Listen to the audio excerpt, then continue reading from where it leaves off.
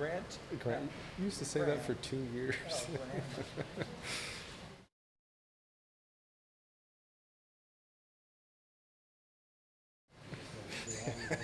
I'm going way to define who was with. Who was with who.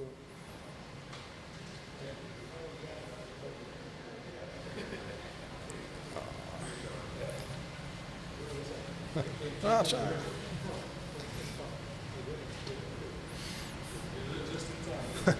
How's it going, sir?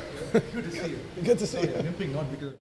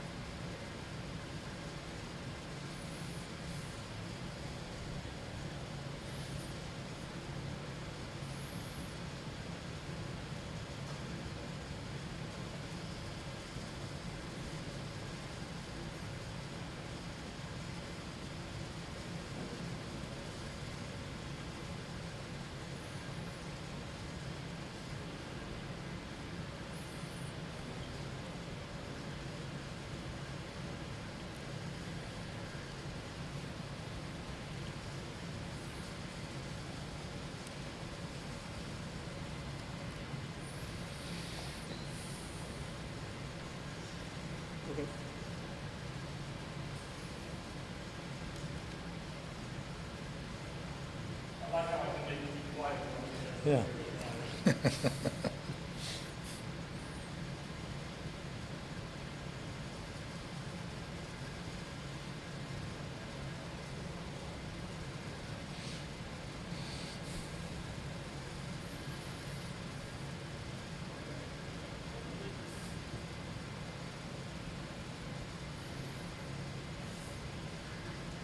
was going to ask you this, Rafi. The whole crew, you hire everybody for this podcast, or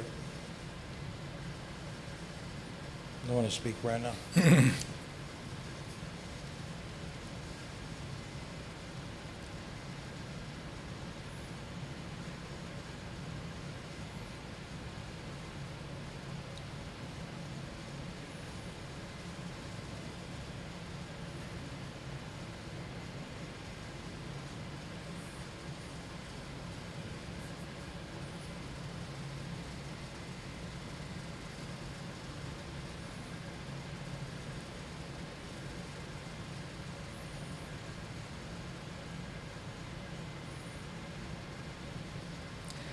Welcome to Three Thoughts On, everybody that's online. Thank you for being here.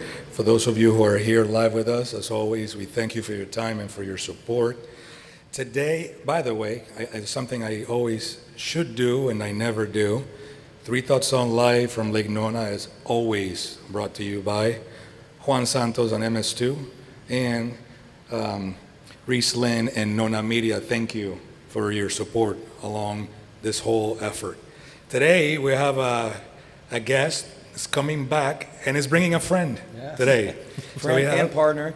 Yes, so we have Ricardo Liborio. Graham, how are you today? Good. Doing great. How about you? Doing great, thank you. Thank you for being here.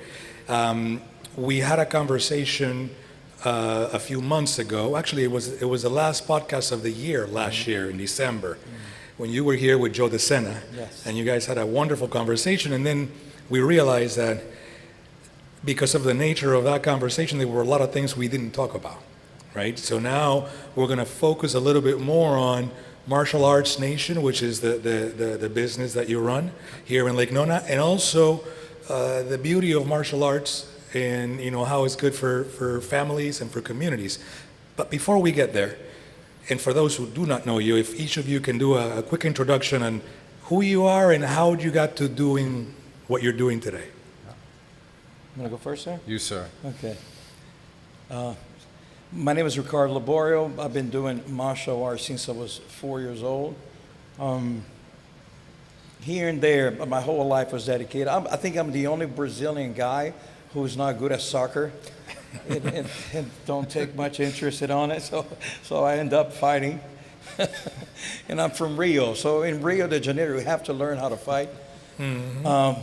But I always has this fascination about some sports like judo or wrestling, and watching as young.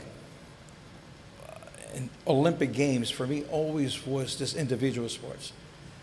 And like I say, I started with 4 years old in judo, and I kept going, got involved with taekwondo and boxing and wrestling, and ended up in jiu-jitsu at 15 years old, and from there I never stopped anymore. That's something that parallel to that, I went to school for business. I work in a bank until, an epiphany moment to say I gotta do what I love. I would never be good in working in a bank. And with the love and passion that I have for this, I definitely can be something or do something with my life beyond that. So I drop it. What I was doing in a bank of Brazil, which is, it's a big bank over there. You gotta, it's a government bank. And I decided to do something that we call Jiu-Jitsu, which is in 1990 something. Nobody knew it exactly. If nowadays people are still mistaking Jiu-Jitsu by a sushi place. It happens a lot.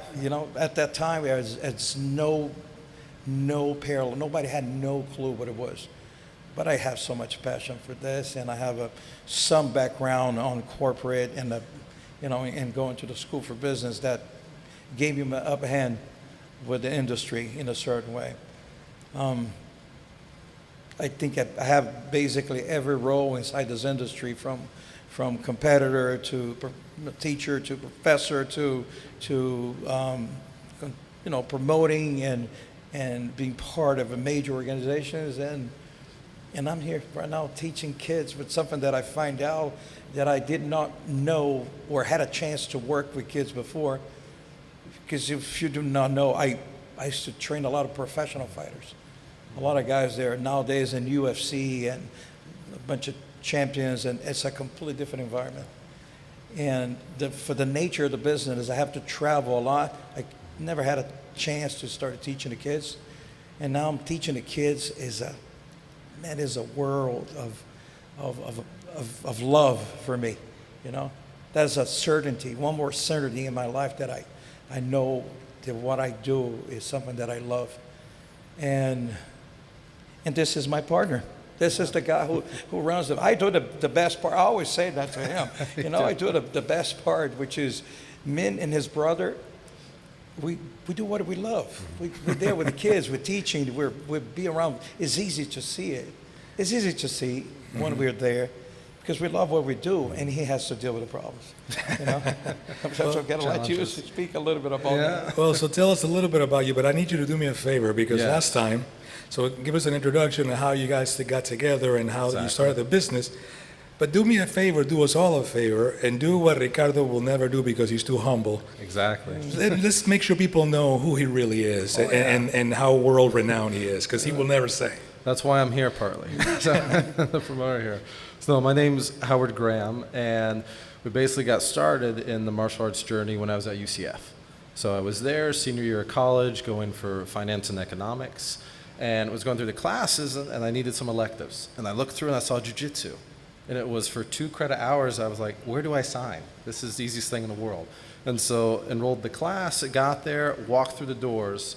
First day I looked and it was Libo here, over to the side. Hey, how's it going? Very Brazilian, very welcoming. And I'm like, this is weird. No UCF professor is this excited. This is either going to be fantastic or I'm a guinea pig and a half for something. Turned out to be both, but in a good way. So got in there, fell in love with the sport, started donating a lot of time as a teaching assistant. And one of the main things I saw was, especially with college students, because everyone's trying to find out what they want to do in life, what their purpose is, things of that nature. And most of the kids coming in would be so guarded. Like their walls would be up so high. They didn't have really any social skills at that time. But give it almost to the day, about 2 months into the program, it was like they would walk through the doors for class and it would just be gone. It was like they would say, hey, how's it going? How's this happening in your life? I had to do a double take sometimes, like, who are you? Yeah, I thought you were so-and-so. And it was just amazing to see the transformation because they knew, even though, you know, a bunch of college kids, we would go pretty hard at each other, but everyone had your back. And it was iron sharpened iron. So we saw that. We saw the difference, and it grew at UCF to be the biggest sports club there. You know, other than esports, which we'll see about that, but but it had. You have a target. Yes, exactly. But That's the competition. Is esports a real sport? People are going to come and yes. absolutely, they can come to the gym. But anyways, but we were there, and that reached over 1,000 students at one point. So it was an amazing program, amazing transformation, and out of that, long story short, we started with my business experience, Libo's connections with Saudi Arabia, which, by the way, That's true. That's he true. is of the caliber to where he true. teaches one of the prince's sons there quite often. So it was pretty cool. Anyways, with those connections there, we started working with Saudi Arabia for their 2030 plan. So we consulted for them Right. because in the UAE, even though it's very close, that's their national sport. In Saudi Arabia, they have nothing, no real infrastructure. Interesting. So we worked with that on the health side, the park side, even the military side. After COVID, you know, that got a little complicated. So we moved on to some media ventures and then eventually landed here in Lake Nona. I'm going to just add something to you here. So when we started everything, actually I founded the federation. Jiu-Jitsu is a Asian games sport. And UAE understood that there was nobody investing in the sport because the sport's pretty new. So UAE invested in the sport and turns to be the best one in Asia, right? Now Saudi, we find out that the Asian Games, which is the second largest games around after the Olympic Games, Jiu-Jitsu was one of the main sports counting for medals, and Saudis is starting investing. Last year, Saudis won the Asian Games for Jiu-Jitsu. Oh, wow. With Wow, they've come a the long way. the biggest number of medals. It was something out of this world. And this is a sport, not just the sports is new, but Saudi don't have many gold medals in the Asian Games or the Olympic Games itself. So there's very few sports in that. And that changed completely the face of the sport, not for martial arts, but, you know, in general. So it was something that we did was pretty amazing, you know. Yeah, it's impressive to see the growth there with everything. And then we landed in Lake Nona here about 4 years ago, and we started up on the other side of Narcoossee, right by XL Soccer. And we had a different business model, a different vision. So instead of doing what a lot of gyms do, which is what we call a Shark Tank, where you go in, it's very competition oriented, and you basically get beat up in class there. We didn't want that. We wanted a family environment, something that's children focused there. It has a medical component. And so we took the business model of let's make it open for everyone. Let's make it a self-defense based curriculum so it works in real life. It's just not for competition, even though a few of us do go and compete, of course. but a different model. We can bring the families in, and then we have the medical component where we teach a lot of children with autism as well. They're on the spectrum, elderly patients with Parkinson's or other mild cognitive disorders, and then veterans. So we really love the medical side, and it's about bringing everyone together because, on the mats you're all equal. Everything's amazing there. There's amazing connections you can build, and just open it up freely to everyone to build that community. And we started that. Thankfully, we were blessed. It worked very well. And we were on a waiting list for a while, and then we were blessed enough to come over here to Lake Nona, work with Tavistock, Gloria there, and built up an amazing facility right down the street, about less than a mile away from here. And it was fantastic. And this gentleman here, even though he won't say anything with this there, he was actually the first world champion in the world for Jiu-Jitsu, 1996 in Brazil. There, he started a company called American Top Team, if anyone's ever heard that, but it's all the Gen 2, basically UFC fighters from around that era. Many of them came from this gentleman here. And it grew and grew until about I'll make it the exact number, about 101 licensee gyms around the world. So in New Zealand, Canada, the US, and we wanted to take that model but make it a family-oriented medical jiu-jitsu journey as opposed to just a professional fighter. And that's how we landed here, and love being a part of the community. That's wonderful. Thank you for the background of the story. I think it's important for people to, I wanted to lead with that story, having talked to both of you at different times about, how you all came together, because growing up in the 70s and 80s, there was a different mentality on martial arts in general, not, judo, karate, taekwondo, and it was a mentality of either you're doing either self-defense or you're doing it because you want to beat up people, right? And that, at least in Panama, that's the way that it was, right? Even though the teachers did not promote that, that was like the motivation, right? So when I heard about how you integrated yourselves here in the community and you took a completely different angle. In fact, even Hollywood went that way, right? The whole Karate Kid, series, right? You had the good gyms that were teaching kids, good things, and then you had the bullies, right? So you actually were a better bully because you knew martial arts. But we all know that martial arts has a very different philosophy, right? From its inception. Growing up in Panama, I grew up watching, Jackie Chan when he first started, and Bruce Lee, and all these icons, and Shaolin movies, right? Kung Fu movies, and it was always about discipline, and it was always about knowing how to use those skills when they need to be used. And one of the things that I really liked about finding out how you went about your business is that you're bringing a lot of that into your day-to-day with the kids.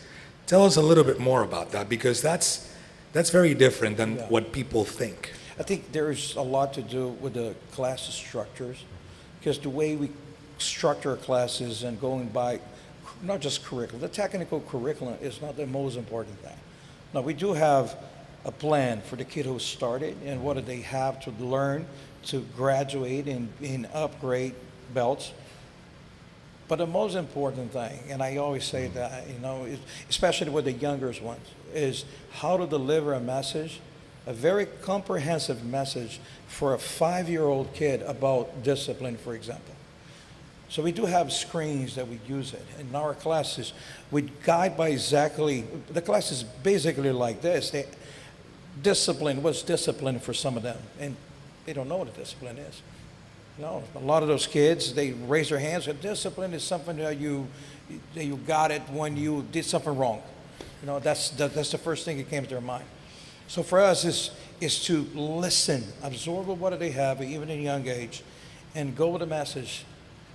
For example, discipline is something that you do it every day, doesn't matter how you feel. And this is going to be repeated on a kid's mind. And now we're going to a very clear example, all right? So your parents asking you to go to school every day. Is that you wanted to go to school every day? No, some people don't want to go to school. Just be honest, raise your hand if you got up one day you don't want to go to school. But you do have to go to school. It's unnegotiable. There's things in your life you have to create in order to reach your goals, and we talk about goals. What a goals means, example of goals. But a parents can see, this is so very comprehensive on the mats, and with the deliverance of this, with the parents behind it, it's something very special because they can see it, that it's way beyond the martial arts. Although they are doing the martial arts, they learn how to defend themselves in the highest level. But this temperance, which is everything, this balance, show them the balance. Show them that even if you're bullied, you just don't go and touch someone unless you just use the skills if you have to do it to defend yourself or your loved ones. Besides that, there is a procedure to do it. So for us, I think our difference is a lot in number one. And you see this, Rafi, it's so easy. We love what we do. Oh, yeah. This is easy. It's easy. So whoever watched the classes there, it's easy. There is a love into it. And there's a love into the environment. The environment is everything for us. And believe me, I compete so much in my life. I've been in all the rooms, crazy rooms, some better than others, but I've been there, done that. And I know that competition is not the most healthy environment all the time. It is not. It is about winning, and there's a lot that goes to winning, and even for your mind. So the way we do this right now, the class structures and the environment and the quality of people that we have, it's so good. Which is another thing too, is how we can grow our staff that have the same values that we have it. The culture. The culture. Culture is huge. And it's got to be, we're talking about this, we're trying to bring more people in, and they have to pass the trials. Correct. Because some people fall in love with the sport, but if you don't have the same values, or if you don't understand the importance of discipline, for example, you practice what you do preach. what you have to Yeah. do, and you guide by the example, and you learn the structure, and you learn how to pass the love, and all the pedagogy behind this, which is learning with all the strategy of a young kid to a 70-year-old man, and this is what we're doing it. So our difference really is about the structure of development, in the environment, and the love that we have for, Oh, the love there, and then the overall arching goal too is not just to be world class at self-defense, at defending yourself with the confidence, but to be a leader in life. Yes, So no matter what you want to be a doctor, attorney, IT professional, entrepreneur, you have the grit, the confidence, and the staying power to go through those trials that life inevitably throws your way,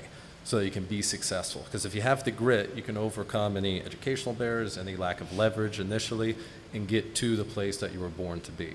And so we want to instill that at a young age with them so they can go through everything, life's trials, and come out on top. That's a huge goal of ours. And that was one of the overarching themes, when we had that conversation with Joe about that resilience. If you can learn from martial arts, or from, in his case, extreme sports, right? You can then take that and bring it into day-to-day life. Exactly. If you learn it properly. Now, you guys have a very unique ecosystem. I remember when my kids, and I don't know if they're watching, but they may remember when they were little, we put them into Taekwondo. And that environment, to long story short, they didn't last very long, right? And it wasn't anything bad. It was just that there was not a feel that they enjoyed, and they basically told me, it's like, look, I'm doing everything I'm told, and it's fine, are you being bullied? Are you getting hit? No, not. I said, well, then what is it? It's like, we just don't like it. Yeah. We just don't like it. So in your situation here, you have little kids, and you have old folks. You have, like you said, you have children who are in the spectrum, and you have folks in their later years with some cognitive challenges, right? How do you bring all of those together under one roof? Okay, so for clarification, we do have a class from 3 and 4-year-olds, start at 3 o'clock. So those classes are 30 minutes long, and the parents are heavily involved. So the little kids, the parents are completely involved with that. Actually, they train with the kids, right? Right after that, we have the class from 5 years old up to 7 years old. This is the little guys. Our little guys, it is so heavily involved with character education. Simple things, like, for example, focus. And this goes beyond, like focus, for example. The kid who has ADHD, it's so hard to concentrate. But many times you can't deliver the message that the kid can't understand. So we do have exercises, for example, that we go for the kids and ask them to be in a black belt posture. Yep. And they're going to straight out their body. They're going to get air bubble in their mouth so they don't speak with each other. Yep. Air bubble in the mouth, black belt posture. And now we explain the focus. So focus to paid attention with no distraction. But don't forget this. This is not going to be one time. This is not going to be 2 times. You gotta really make them understand and repeat the words to make sense with 15 years old. But besides that, now they're doing an exercise of why the focus. You have to be focused, not just to pay attention to achieve your goals, but you have to be focused to show respect. I'm holding your hand, I just got introduced, and I'm holding your hand, and I don't have a body posture. I'm not looking in the eye. I'm gonna hold your hand, strong enough to realize that I'm making awareness that he was there. I don't not show just respect. I'm not showing focus on you. Yep. There's so many ways to do this by example, but you get, Rafi, an autistic kid to do this. That may be the first command. Actually, the first command that a lot of parents come to us and say is when they're about to walk the mats, they're bowing the mats before you get out, just to show respect to our environment. You bow the mats to show respect to the founding fathers of the sports, your instructors, your teammates. This is tradition. Tradition is nothing different than a salute in the military, than a handshake. This is all traditional. Somebody fall on their knees to pray. This is all tradition. So there's no religious connotation. It's just tradition. But is it tradition to show respect? Many times the parents come to us and say, that was the first time that I hear my kid say, yes, sir, no, sir. Yes, ma'am, no, ma'am. And bowing the mats. And understanding that not just the hierarchy, but there's time. And I always go there. We ask him to do the attention stance. We do the attention. The goal in the attention stance is not just to pay attention, is there's time to play, there's time to be serious, but just this posture here takes the kids away from the target of the bullies. And we play with this so many times. Oh, is that show confidence? Well, this is show confidence. And they exercise this over and over and over and over. If you start with 3 years old up to 7 years old, you're going to enrich yourself with so many of those values, and we have so many. Confidence. You talk about this with your kid. And I agree with Joe when Joe says, you gotta do little things. If you don't have confidence, Rafi, there's 2 things that works a lot. It works for me, is you gotta repeat to yourself that you're capable to do things. You gotta repeat it and over until, not just to believe it, but that consciously is in your mind. But after that is doing little things that you can test yourself and win. And you can finish. And you can finish. Exactly. And you try and you compete, and every day you're training over there, and you lose something, but you don't quit because you have discipline on quitting. We have a rule, the diamond rule. What is the diamond rule? Never give up and never quit. Never quit and never give up. This kids, they say this a million times. They say it in every class. You know the importance of this, the diamond rule. What is the diamond rule? Got a 4-year-old here right now. I say, what is the diamond rule, sir? And go, never quit, never give up. But we know. And at one point in your life, you're going to have the diamond rule. You never quit, never give up. Even everything tells you to quit and give up. Everything. Mm-hmm. But your diamond rule and put in your mind and great examples and great motivations that we hear the parents talking to us about this. What's our difference? I think the structure, it is wonderful, but we love seeing it progress. We love seeing kids changing, not just their behavior. We have kids right now, they're teenagers. They start with 5 years old. Yep, exactly. It's beautiful to see it. It's just beautiful to see this kids growing.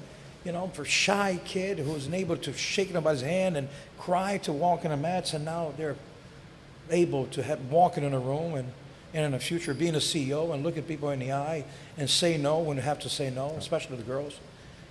It's beautiful. I love what I do, man. You know what I'm saying? It's easier to see it because it's helping others so clearly in every day. It's like a ministry without the religion, to be honest with you. So let me ask you, I'll ask you, because this is, back to what Howard said in the beginning, you started working with professional athletes, adults, right?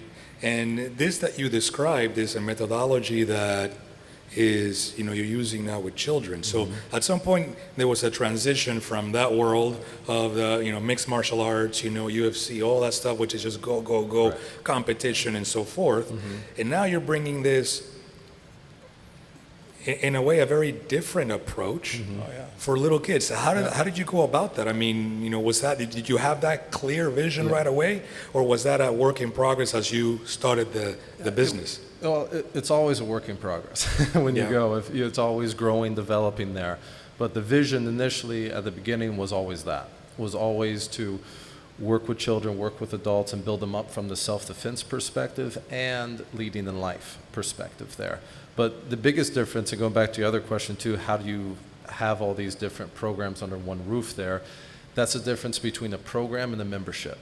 So if you have a membership, that's like you go to 24-hour fitness, you clock in, clock out, you hope for the best. Correct. We don't do that. Everything we do is a program.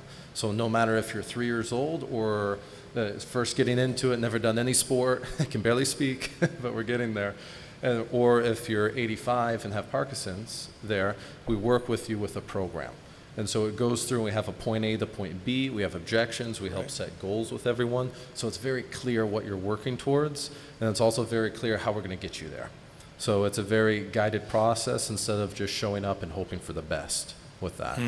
But with going to basically transitioning from, professional fighters, the best in the world there, going to kids, very different structure and animal there. But it's all in the programming, and you got to set the end goal, the end vision of what you want, and then everything else will follow suit. You know how to build it from there. And it's taking a different approach, and it's very important to note too, it's not watering down anything. You're not taking, we're just going to show this technique or this technique. No, we show everything with that. We don't water anything down. It's just how you train it differently with the cadence throughout the week, how you speak to them, know the goals. You add in the character education, obviously, with the curriculum that we wrote. And then you go through and train them a certain way without a rule set. So it works in real life. Because when you go to the competition, you're going there to win. No participation medals, nothing.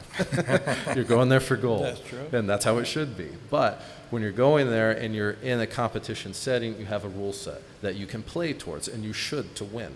But you take that out on the street, hopefully never happens, but if someone attacks you, there's no rules. And so that's another reason why we add in, especially with the kids curriculum, we add in Muay Thai for the striking, Jiu-Jitsu as the base and belt system there. Self-defense and weapons. Exactly, and then judo and wrestling. So you add that in, and there's no bad martial art. You can learn something from every martial art, but some more effective than others. But no matter what you do, you have to learn striking, takedown, and ground, no matter what discipline there, or else you will be ill-equipped if someone comes to basically attack you. Because 95% of altercations start standing up on the same side, 95% end on the ground, whether you trip, get pushed, something there. So if you're missing one of those elements when you're in a real situation, it's not usually going to end the best unless you ended the confrontation very quickly. So that's where we build them up that way. But it's all about programs, separating it with the right staff as well, because going through with the training of the staff, you have to, be good at what you do, not just you've been doing this for a couple of weeks, have you doing it for years there. You're really good at the martial art. You can teach. That's a separate skill. And then for the kids, you can teach kids. That's a whole nother skill set versus just regular teaching. And you're passionate about it.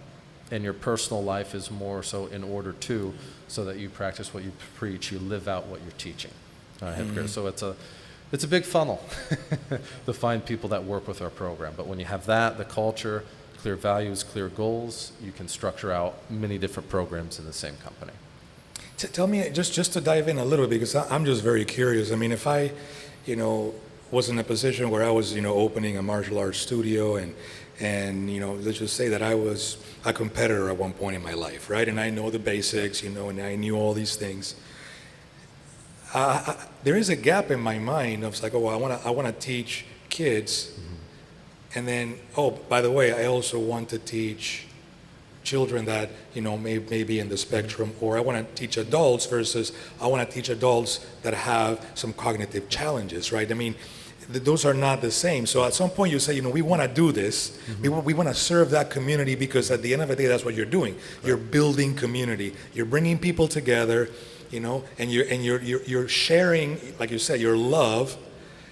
But some of those members in the community need a little bit more of something. Correct. What is that something that you're giving these members of the community that makes it so special? I think not just for the community,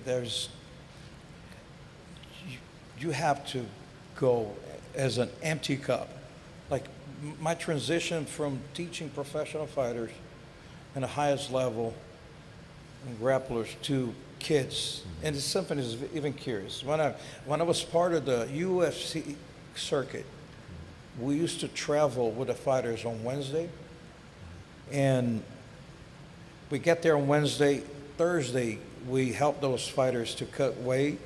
Friday, they weigh in and they recover because they have to hydrate many of the times. Saturday, they fight, and Sunday, we come back home. So it used to be 5 days of the week that I was on the road. And this is when it was an international event. So it was a lot. I always, in all the business that I had before, we had the kids program, but I never had a chance to teach because I was on the road teaching pro fighters the whole time. So we did have successful programs in it, but I was not in the detail as it is right now, because I was traveling, just simply traveling. And I think because the directions are different. Like he was saying here, when I was, if you're dealing with a professional fighter, there's so much into this that people don't understand. There's so much more need. You can never be a great coach and be somebody who's not a giver. And there's a problem, because the fighters respect somebody who competed before. Fighters respect somebody who achieved it before and been there before. Because sometimes it's the big stage. Sometimes it's just a smoke and mirrors. You go to the Olympics, and the guy who's competing in the circuit of judo, for example, it just changed the stage. Everything else is the same, because the competitors are all usually the same guys. That makes sense? Yeah, but the lights are different, the cameras are different, things are different over there. And you have one chance to win, and you have to be at the best of your shape and your mind for that. For that, there was so much, it gets into the professional fighting. There was so much strict and restrictions for you to beat the real champion.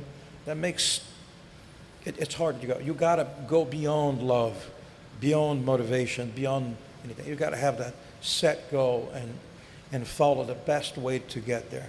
And sometimes you see a lot of these guys using other ways to try to get there, using steroids, or they're doing whatever it takes to be the champion. We see it about that. When we decided to build this, we knew it that we wanted the families. We wanted the families, and we want to help. We want to help the guys. Right? We wanted the vast majority of our guys. Our demographics are Lake Nona public, but from the kids, 70% of our demographics are kids. 15% more is the parents of our kids. Other 15% there is the UFC, UCF kids, and some of the guys that came in there. But we're family-oriented place, And you cannot fake family oriented. Or you are family oriented, or you're not. But this is a big, people feel it. And your accolades, all your medals, all your titles, all those things that you have done in the world, you know, it would not guarantee success of teaching or showing the passion for, not just for showing the techniques, but passion for the individual, passion for a kid, the patience for an autistic kid, or including a family of an autistic kid. It's so hard. They don't have many avenues. It's a beautiful deed. You know, it's one of the things that you know, and that besides you're working, you're doing something for the future. You're doing something for the community of Lake Nona. You're doing something for Florida or United States, whatever it is there, you know. And when we decide to really actually working with kids, we also have a vast network of the best of the best. This month we had the best instructors of the instructors. The people that not just motivate our staff, but they teach them how to teach and how to look for better ways to learn more and be open-minded. So I think we're never going to stop growing just because of that. No, you always improve. Yeah, always have to learn and grow. we always improve. That's exactly what it is. And if you think you know everything, it's like in martial arts. You start in a white belt, and we get older, and you go to all the belts, and when you get older, you go back to white again. Yeah. Does that make sense? Oh, yeah. So you've got to have that empty cup and a student mentality if you want to be good at anything, you know? That period what it is. Yeah. And then when you get the black belt, you really know how much you don't know Yeah. as you get there. And but with the specific programs for special needs, autism, Parkinson's, or even veterans there, it's about caring. You truly have to care and genuine, not a fake care, genuinely care. And that's why we look at all of our staff that run those programs there, that you want the best for them. You want them to have the best quality life they can there. You want them to impact the community and just elevate everything there for them far beyond what they may have been able to before. So you want to give them that platform because they're more than capable of it, everything there. And with that, it takes a little bit more patience, obviously, but the cool thing is when you work through there and you see, you know, with every student there, special needs or not, it clicks, you know, one day, and you just say, oh, I get it now. You know, and it's amazing to see that growth and how it just teleports them to a new level. And then they get more proficient, better, they get the muscle memory, the practice, the discipline there, and it just grows and compounds from there. And then you have, with those, very specific structure that you go through, so everything checks and balances there. And we do have private classes as well, so that if you need, you know, either checkup classes or more one-on-one attention at the beginning, Just as we're going to say at this private point, classes as well. like for example, we're not, there's a certain level of autism that we cannot take it. It have to be in a specific, in a very one-to-one, in a one-to-one basis, actually. Because there are the cases in class. We cannot disrupt the class completely if you have certain levels into it. But even with that, we have so many professionals working with us, but not just the certifications, but included. So the one-on-one, if it's in a different level of autism that we cannot put in a group, even with that, we can't look into it, which is... Yeah, and that's the goal too, because like we purposely don't have a separate class for our students with autism there. We put them in our standard class there purposely because we want to build the social skills. Because if you isolate them, you're doing them a disservice. 100%. You want to put them in just like everyone else there. We train them a little bit differently in class, of course, but same curriculum, a little bit more coaching on that side, but so they get the social skills. Because if you isolate them, that's not real life. We want everyone to be, you know, equal and work in and have that skill in life, because that can propel them further than anything else with the social Let's skill. talk about some stories, because I know you've told me there's a handful of stories that are very close. You know, you and I have talked about this, that are very close to your heart, of specifically children, right? And maybe you have one that you haven't shared with me about an adult or an elderly individual where they walked in the first day, you know, in a particular state, and within X number of weeks, it's like a different person. Why don't you share some of those, and then Ricardo, you too, please. Well, one of them is more of a funny story, but Chris, one of our guys at the gym, Amazing guy. He had his son in class for about 2.5 years in class there, going through, doing amazing, everything there. And then he walks in one day, very personable guy, outgoing, he walks in. He's like, okay, I'm going to give this jiu-jitsu a shot.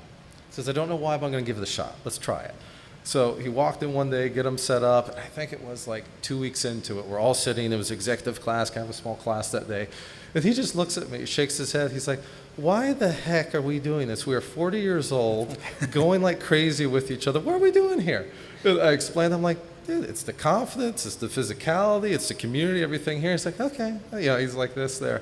Fast forward a month later after that, he comes in, he's like, I get it now. This is awesome. Sign me up for unlimited. We're going to do this and stuff there. And he's a really good business guy, and he comes in all the time like, my gosh, today was rough sometimes, you know, as everyone has, you know, the business there. He's like, okay, I got to let off some steam. I got to de-stress here. And so comes in and stuff, and then he's good after, and it's amazing to see. Because from the outside, sometimes you have different, you know, preconceived notions. You go to YouTube and you see everyone killing each other on there. It's like, it's not like that. It's not like that. Don't worry. And so once they experience it and go through the process and know everyone has their back, then they relax, they offload, and it's an amazing way to de-stress in life and just eliminate that from you. And it's really cool with his example.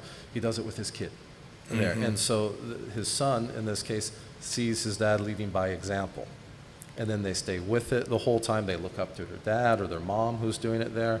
And it's a really amazing experience to see that bond together.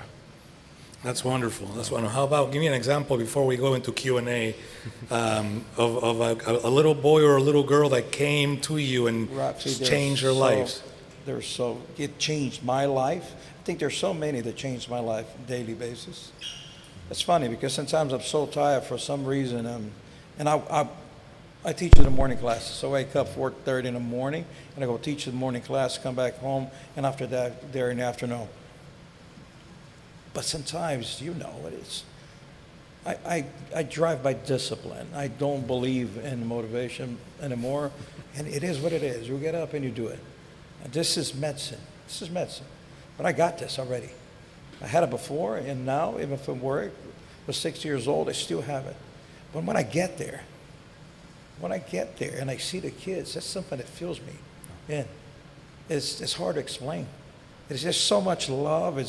And I feel so awesome when I can go down on that level and talk to them and play with them and then come back again, you know, and teach in all the classes until it's just something that they fill me with so much love.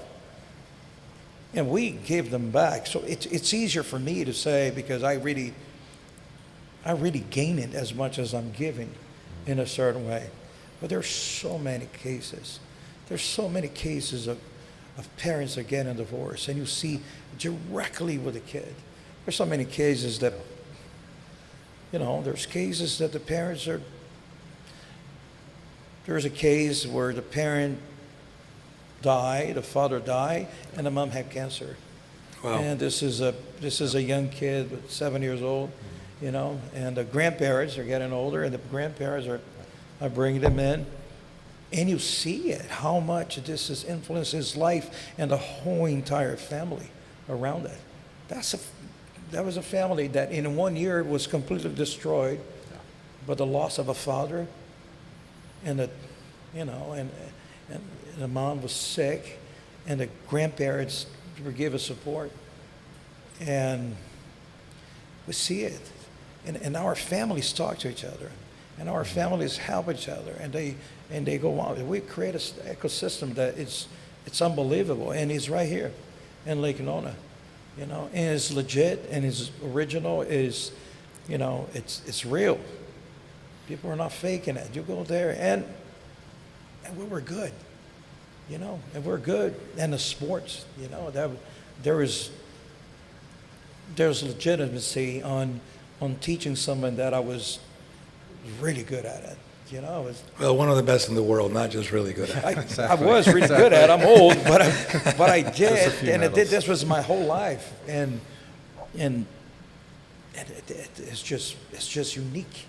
The word is unique. We have something unique here, you know. And I think this is going to grow. His brother is my right-hand man inside the mats, that's the guy who's going to be taking over Lake Nona. He's going to be there. Yeah.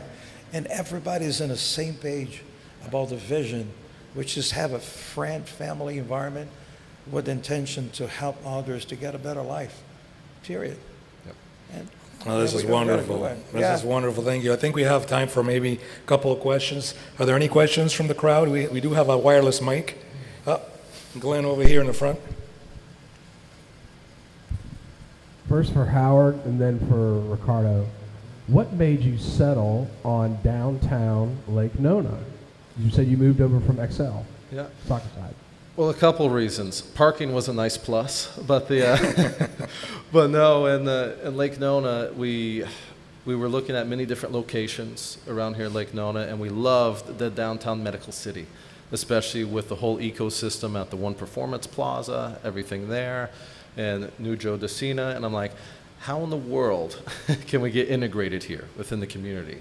And he connected us with Gloria and everything here, had a wonderful relationship with her. And we're like, what can we make work? Because we have, we want to do something different, something innovative here. We have the medical component, and what can we do?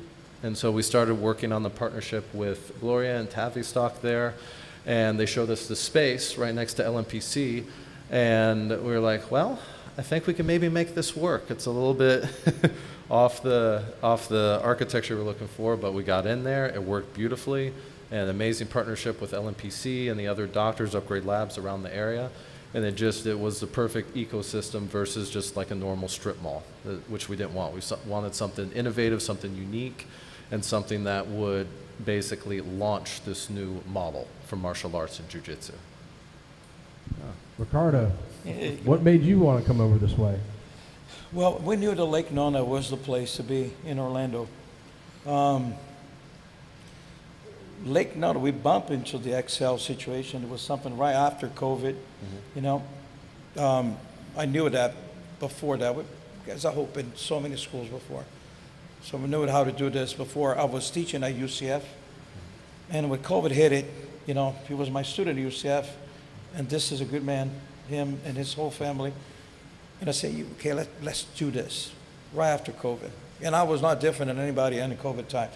COVID times, guys, we have 6 schools in Saudi Arabia with a princess directly with a crown. 6 schools in Saudi Arabia that's shut. Some investment in real estate that's shut. Some, the university shut for 1.5 years. And I was like, whoa, wait a minute. So I own school my whole life. I know how to do that too. But I told him, man, I'm good on the floor. I don't want to deal with the problems anymore. Yeah, I'm too old for this. The only thing I'm telling you this right now, you dealing with the things, and I'll take care of the floor. That's what it is, And I'm getting older, and not just that. This is goodness. I cannot be around people that I'm too old to be around people that I don't want to be around anymore. And you got to be, you got to have the values in it. You got to have people that, not just the people that have the right ambition to get there, but also the work ethic, and man, it's the heart, it's the goodness. It's very easy to be nice, but in daily basis, you see that it's not everybody is, it's not just about nice, it's being good. Yeah. It makes the whole difference in the world with partnerships and things like that, And they intend to be successful financially, of course. You cannot just not strive for that, but for me to help. I'm at that stage in my life that my legacy is in helping people. And of course, and he deals with the business right there, and he charges. Someone's got to. But that's a great combination, though. It's a great combination. Well, gentlemen, like I told you, you blink an eye and 50 minutes have gone by, and I have more questions, but we're going to do that at a different time. Okay. Right. Ricardo, Howard, thank you so much. By the way, people who don't know, Howard and his brother Duncan are the ones that actually edit and produce my YouTube channel. I'm always grateful. They've been, like you said, Grateful to be part of this. wonderful human beings. I'm very grateful. Thank you for being here. Everybody that's online, thank you so much. Martial Arts Nation here in Lake Nona, come check them out. And all of you who were here live, stay tuned because we have a great second guest coming in here who just flew in specially for this conversation. Thank you very much. Rafi, thank you Thank for you. having us. We appreciate Thank it. you. Thank you very much. Thank you, Rafi.